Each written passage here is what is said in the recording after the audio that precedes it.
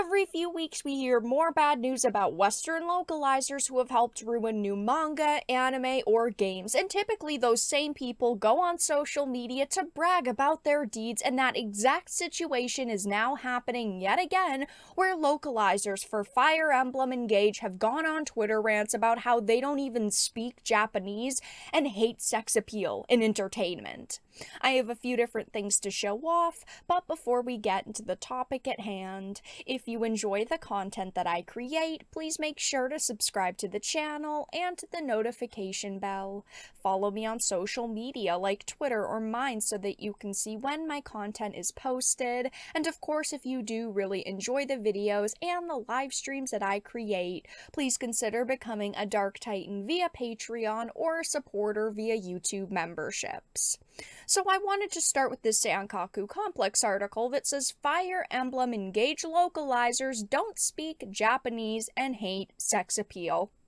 I can't really say that I am all that surprised, but unfortunately, it is just another instance where bad localizers have come forward and made all localizers look terrible. There are some great localizers, very passionate individuals out there, but unfortunately, we don't usually get to talk about them because we have to talk about people like this. So it says Twitter users have discovered that the highly criticized and censored English translation for Engage has had some rather questionable individuals involved, one of which that has admitted to not speaking Japanese, supports the group that is BLM, and have admitted to making things up. This is just like an ongoing trend where the people who are, doing these things can't actually speak the original language. They're fine with making things up, which I, of course, completely do not agree with.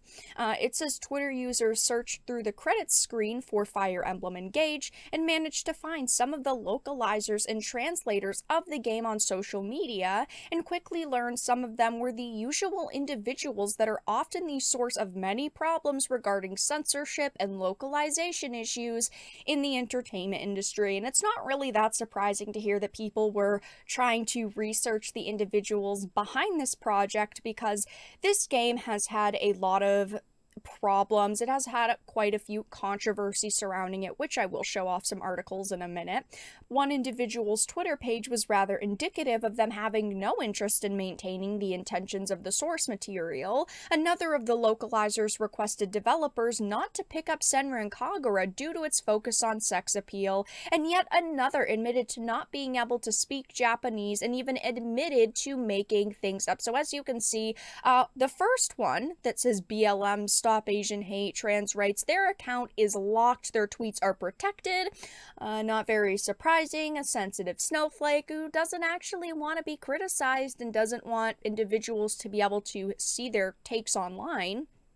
Then the other post, well, one of them, says promoting Senran Kagura with its clear selling point, that deep, well-written, involving characterization, Axis and Exceed friends, please never pick up Senran Kagura. And then the third says, hi, I'm Rich, I work at Nintendo, making Japanese games be English, but I don't speak Japanese, I just do the writing. I don't translate anything, but I will happily pretend I do and make things up, which is just so bothersome. It's one thing to say, like, that's just not my area of expertise. Somebody, hands me the translated version, and then I kind of polish it up a little bit so that it makes sense. No, they're not doing that. They're just outright saying, I'm happy to make things up, which is a giant problem that we have with localizers now, that they just come out and blatantly say that they will make shit up if they feel like it, and,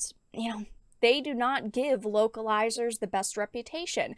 But like I mentioned, it's not very surprising to see people looking into the backgrounds of the individuals behind this project, because there have been some issues with it. This is another recent article, Fire Emblem Engage, English translation possibly the worst in the franchise. This was a game that I was initially pretty excited for, but has, definitely disappointed a lot of people and had a lot of problems, which is very sad to say, but it shows more individuals combing through its English translation for errors and censorship can't seem to stop finding atrocities, as anything deemed offensive in terms of gender has been removed, and some characters were practically rewritten entirely. Very disappointing to see this happen in another game that had a lot of hype behind it. I can't really say that I am surprised. This is why I don't pre-order a lot of games like this that I would personally play in my off time. I usually wait to see what is going to happen with them. I usually try to, research into them, which is sad. We shouldn't have to research into a game that we want to play. We should just be able to pick it up at a store and feel confident in our purchase, but you just can't do that anymore with these titles.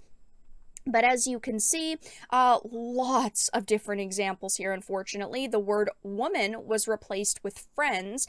Oni-chan is instead replaced with some localizer nickname, and I love you was removed entirely. Warm hands are apparently inappropriate. A female character wanting to be lent a person's power is changed to wanting to fight alongside her instead. In another instance where female attractiveness is mentioned, ends up censored again, and there are a ton of different examples in this article. We obviously can't go through all of them.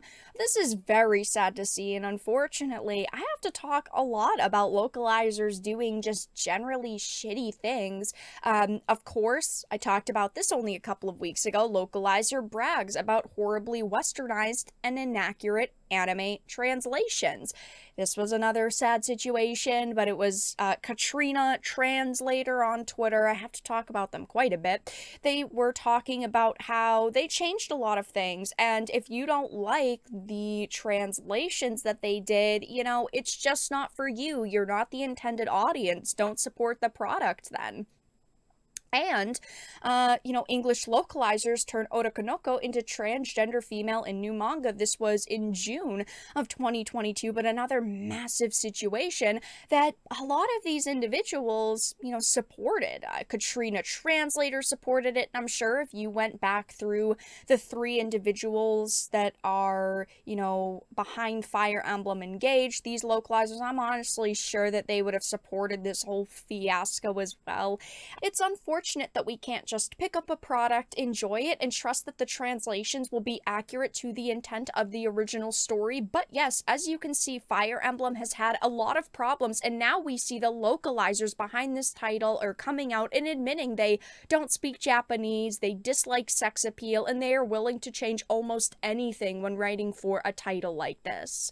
But that's all that I really had to discuss in this video. Let everyone know your thoughts in the comment section down below. If you enjoyed it and found it important and informative, please make sure to give it a like, share it, and subscribe to the channel. And of course, if you didn't, make sure to give it a dislike. I appreciate your support either way, but I will talk to you all again in the next video really soon.